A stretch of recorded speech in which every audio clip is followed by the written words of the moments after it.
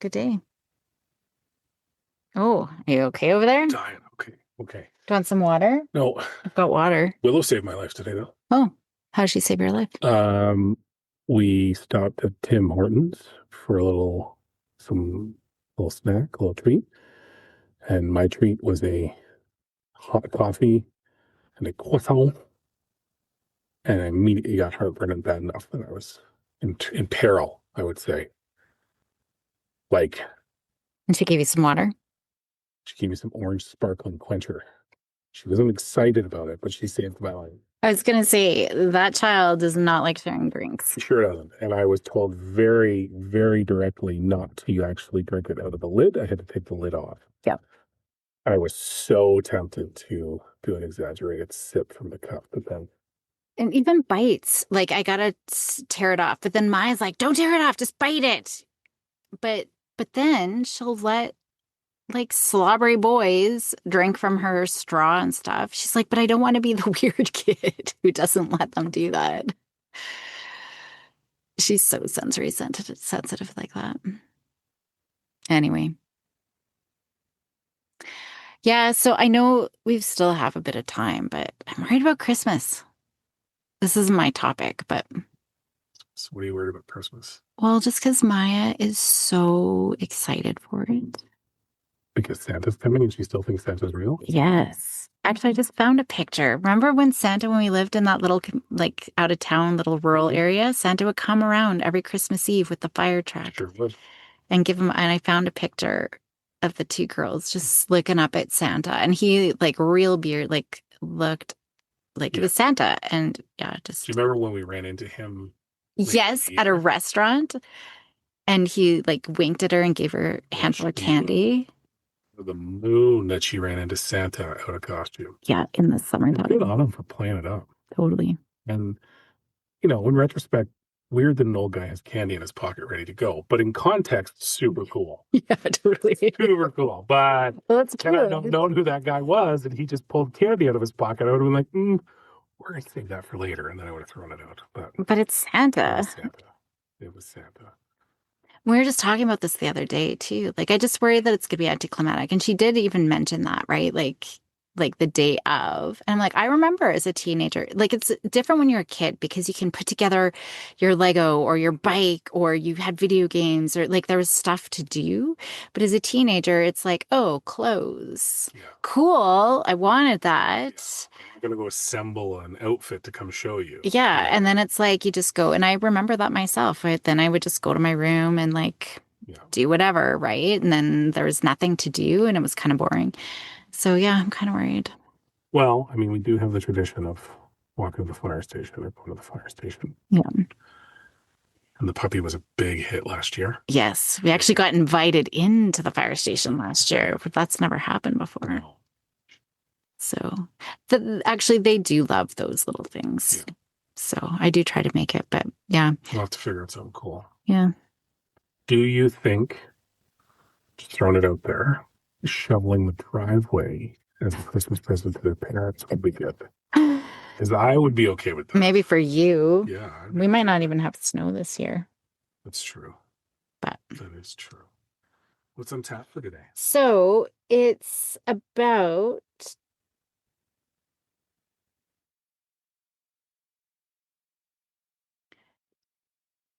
that was the most dramatic pause in history. Dun, dun, dun. Are you like, yeah.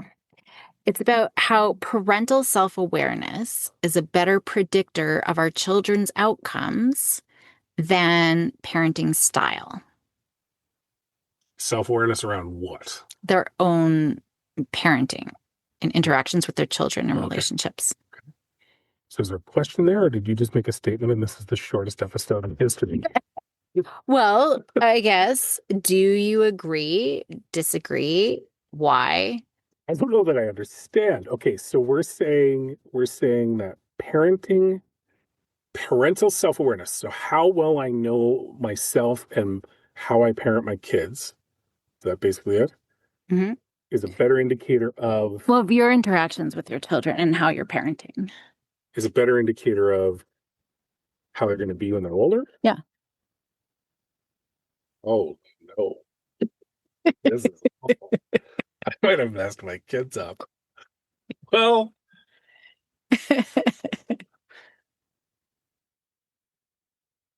yeah, I would say that's a great question. I think aren't they kind of overlapping though? Like, wouldn't your parenting style be a direct output of, well, maybe not self-awareness. Yeah, that's a tricky one. My questions are always fun and lighthearted. Why are you making me think? Yes, I would say your parental self-awareness. Yeah. Yeah. I'm going with yes. I'm Okay, going with explain why oh, you think that. because here's I think the key part of that for me is self-awareness or lack of self-awareness will drive the outcomes for your kid. Meaning, so this is what I was kind of saying before. If you're completely clueless about who you are as a parent and you adopt a parental style, that's still coming from your awareness or lack thereof, driving that interaction with the kid.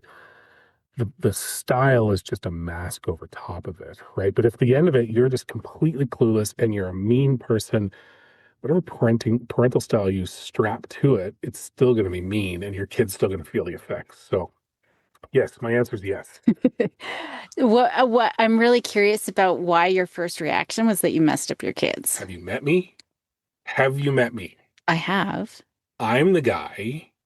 So when we had littler ones, Yeah. tough to admit on air. Don't judge me, listener. Um, Is this the car trip which car trip? to Strathmore? Oh, that's one of them. Yeah, that should be an example for sure. For sure, that could be an example. I perhaps didn't think it through several times. So give what were you thinking? Because that was This is hilarious. okay. No, but like just flippant little things, you don't think about. Like Um, the time that I convinced Maya that the little scar dent I have in my forehead is left over from where they put my brains in. And that's why she and I, because she has one very similar little scar dent. I don't even know where it came from. So I said, that's where we got all our brains from. We got filled to the brim. Like literally, I'm an idiot. I'm talking about a child. And I say this.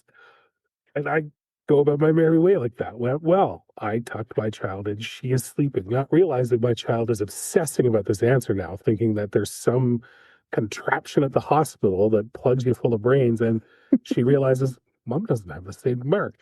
Mom, why don't you have brains? Like, so yeah, I would say immediately my response is, I hope not, because there's a lot of stuff I didn't think through. But at the same time, they got a pretty good sense of humor now. they do have a good BS meter. Maya took a long time though. She was naive for a long time. Yeah. Like I convinced her a couple years ago that I was a ghost. Yeah, totally. I only eased off on that one because I didn't think it was actually real until I realized she was having a mini panic attack. Well, David, Yeah, the imaginary child in the attic. she had a Yeah. brother in the attic Yeah. for like 7 or 8 Someone, years. anyone from Child and Family Services, please stop listening. Please stop listening. So, okay, so if we're looking at that from a parent, Hermione Granger. There's a lot that you did. You convinced. listen, it's a important unit here, okay? It's not like I was just doing stuff on my own. You've got your own list. You've got your own list. They still don't like doing certain things. Like when mom does something cagey or something off the path, it's adventure time and they know it. But mine's adventure. Like Mine what? was an adventure too. That Strathmore trip was an adventure for them. No, I think, yeah, like if I look at my parenting style, it's emotional and supportive.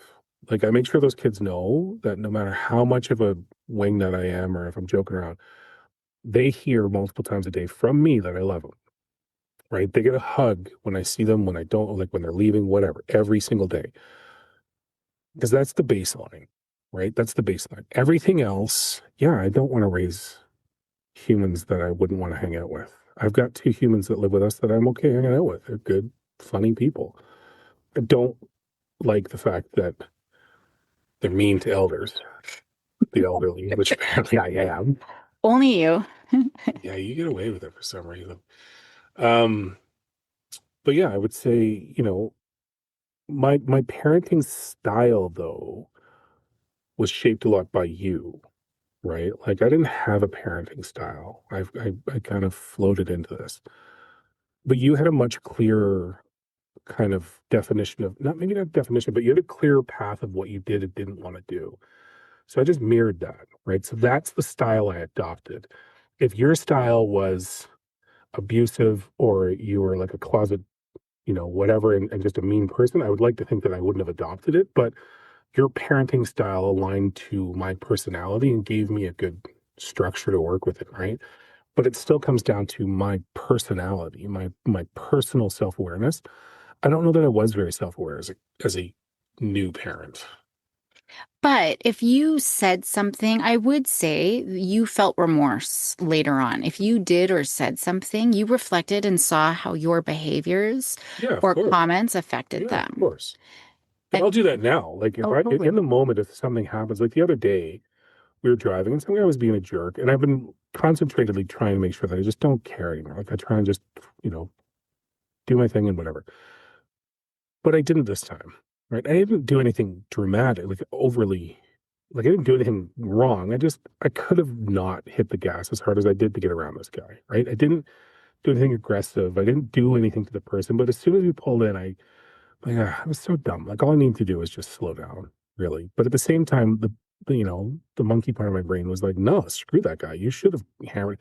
But in that moment, I told Will, I'm like, look, I shouldn't have done that. Here's why I shouldn't have done that. And I explained, I'm trying to do more of this, not this.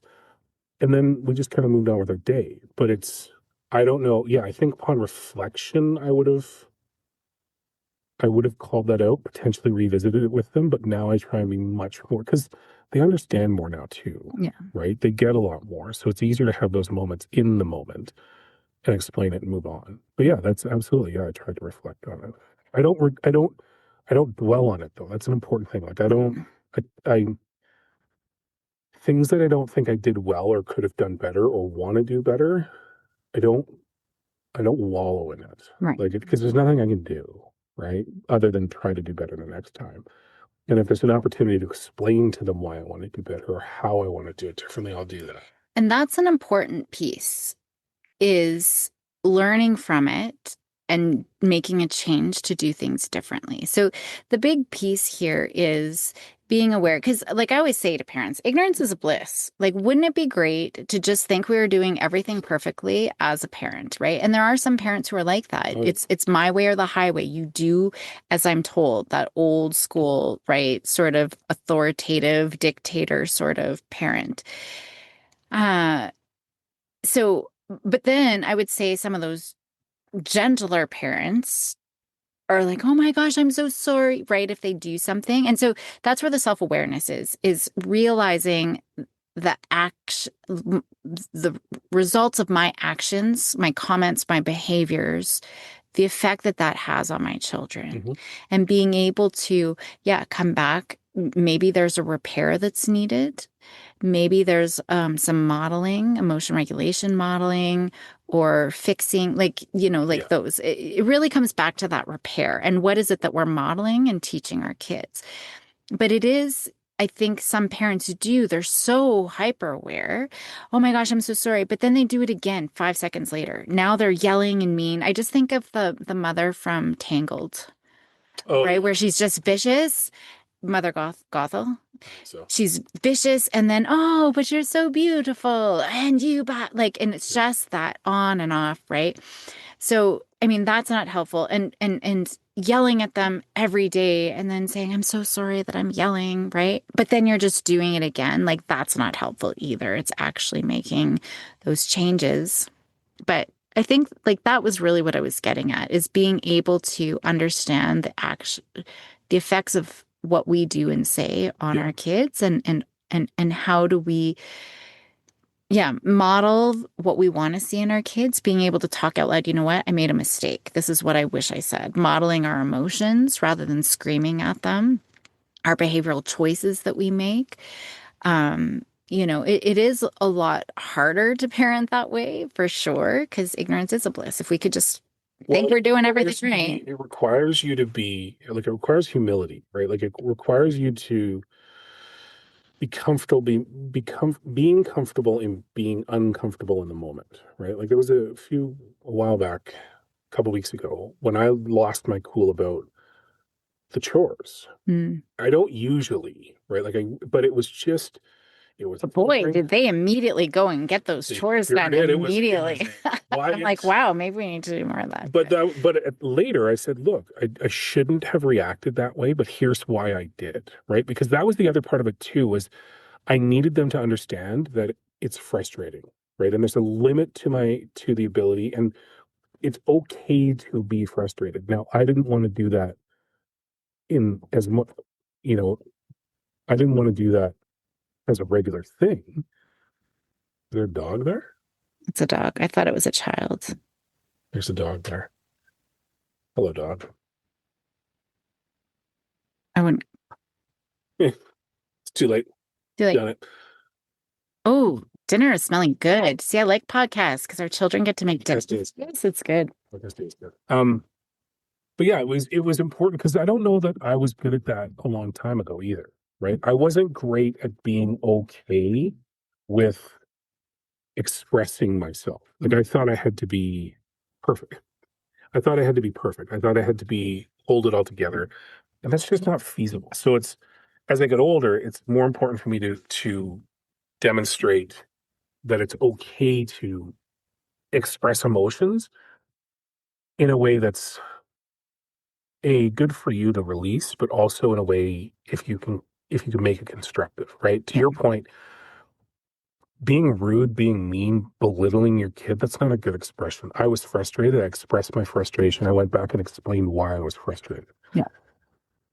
That to me is probably the best outcome of losing my cool because it doesn't happen that often. And you did say I statements. I am frustrated Yeah. with this. Not like you didn't label them or name call them or anything like that. It's just I am frustrated with this Yeah. situation. And I don't like having to do this all the time. I don't like having to be the nag. Like it was because I don't, yeah, right? But at the same time, it did. It expressed the fact that they play a role in my frustration without so labeling them as being a disappointment or useless because they're not. It's just that's not where their head's at, right? Um, and again, there's no need to threaten. There's no need to whatever. But that to me is something that I've had to develop over the years because I haven't been good about it. A lot of times I'll be frustrated. I'll keep it to myself and I'll just be frustrated until I'm not. And that demonstrates itself in different ways, which is what I'm trying to be better about, right? So and you didn't have to dole out consequences. They immediately went and did what they had to they do. sure did.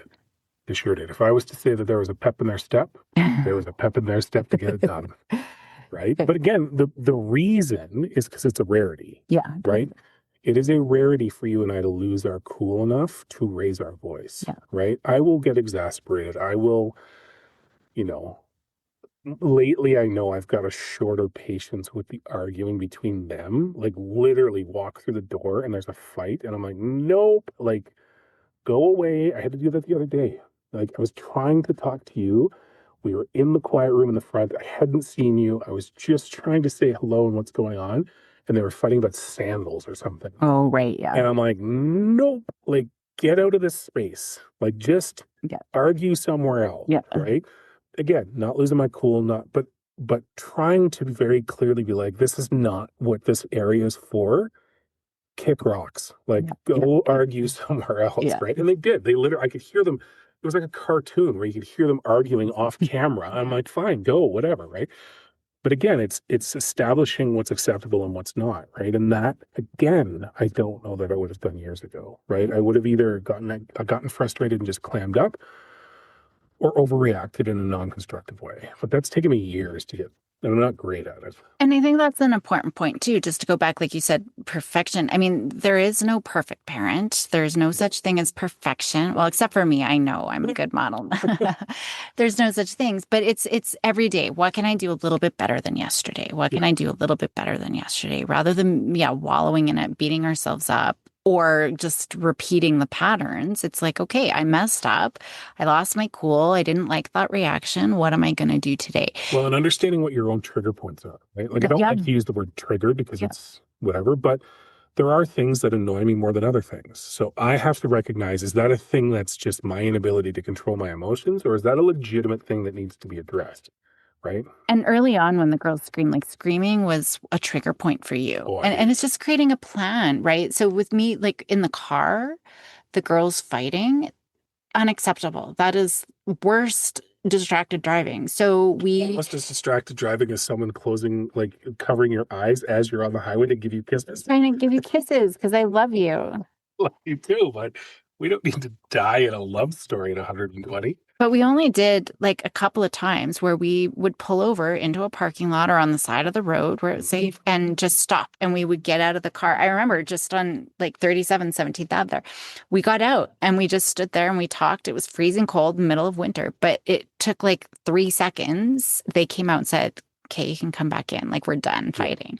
But we set very clear boundaries, right? We are not going to drive if you are fighting in the car. Because it's unsafe. It's unsafe. So we are pulling over, right? So we can't say, don't fight, stop it, because it's just going to like get us riled up. It's going to get them riled up. So having very clear, okay, if you choose to do that, this is the consequence, and consistently following through. I think we only had to do it 2 or 3 Yeah. times.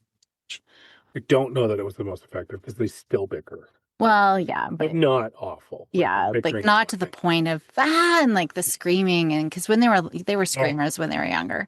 worst. So, but it's yeah. So it's setting those as well, those Yeah. boundaries Yeah. too, right? And we've got boundaries like at the dinner table that, expected sort of behaviors and Yeah. or not, or Yeah. yeah. And it's being consistent, right? And And what's important? Like it can't be to your point. It's not everything all the time, every second, because you're going to get burnt out. So what are those really important times yeah. that you really want to focus on and then you can build from there. And like if you drop the nagging when you do go and give that instruction, because if you're yelling all the time, they're just going to tune you out all the time. Mhm. So like they know when I go quiet, I don't even need to say anything or just give a look. Willow knows right away, wow, okay, Mom, are you okay? Like within seconds, she'll be following me. Are you okay? I'm sorry or whatever. She knows exactly what it was Yeah. that it rarely happens, but it does come from our own awareness of how we are talking, the words we're using, and how, can we be more collaborative and can we model the things we want to see more of them? And another part of that as well is when is it time to push and when is it not, right? Like a lot, like perfect example is not super recently, but in the past few weeks, you were upset. Like I came home and I was like, "Ooh, she is chilly in here. Like, what is going on?" And you kind of explained to me, right? Like you and Willow had kind of butted heads, but you didn't push it. It wasn't a screaming match. It wasn't whatever. You just separated yourself, went to the front room and read. She went upstairs to her room. And after a while, she came down and she was like, "Look, I'm sorry. Like, I don't know why I lashed it." Like, and she did. Like, so the modeling of that was maybe in the moment isn't the time to have that conversation. Never is. Right. But most people want that resolution immediately, which raises the emotion component and gets you yelling and whatever else. You didn't. You were pissed. You weren't willing to continue to be, talked to or whatever.